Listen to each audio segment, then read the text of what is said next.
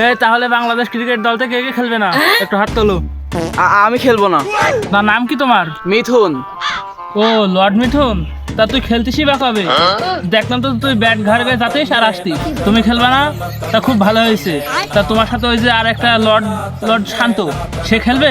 না না, শান্তভাবে খেলবে না। আমরা যখন খেলা থেকে বয়কট করছি, আমরা খেলবো না। ও, সেও খেলবে না? আমিন। আজকে আমি 2 রাকাত নফল নামাজ পড়বো। তা ওই যে তোমাদের সাথে আর একটা সেই সুইংগাম যাকে ছিল না, সে কি খেলবে? জি না, আমিও খেলবো না। ও, তুমিও খেলবে না? আলহামদুলিল্লাহ। তোমার পেছনে যে পরিমাণে সুইংগামের টাকা খরচ হয়েছে, সেই টাকাতে আমরা একটা বোলিং কোচ রাখতে পারতাম। আচ্ছা, সুইংগাম জাকির বাদ, তাই না? স্যার আমিও খেলবো না। কে তুমি? আমি শামিম। কোন শামিম? স্যার ওই যে লোকে বলে না ভাত শামিম, আমি ভাত শামিম। ও, তুমি সেই ভাত শামিম। তোমার আর ক্রিকেট খেলার কোনো দরকারই নেই।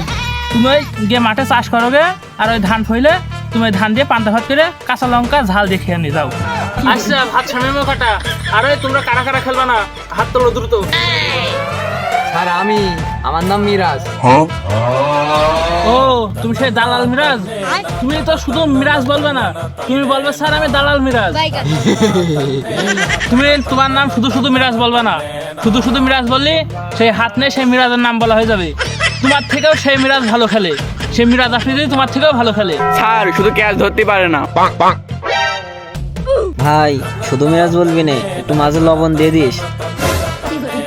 আচ্ছা, তাহলে দালাল মিরাজও কাটা। ও স্যার, আমি না বাদ পড়ে যাচ্ছি। তা বাবা, তুমি এবার কে? আমি না তামিম ইকবাল। ওরে আমার তামিম ইকবাল, তুমি আমার চ্যাটের বাল। তা তুমিই তো মেন দালাল। তা তোমার কথাটাও শুনি। আমার নাম দিয়ে আর কি করবেন? আমার নাম দিয়ে কেটে দেন, আমি তো ইন্ডিয়ার টিমের ক্যাপ্টেন হয়ে যাচ্ছি। বাবা তামিম, তোমার নামটা আগে খাতা থেকে কেটে দিয়েছি। তুমি তো ফর্মেই নেই। বাকি যারা নাম বাদ করে গিয়েছো, তারা এই খাতাটায় লিখে থিও। আমি একটু হেগে আসি।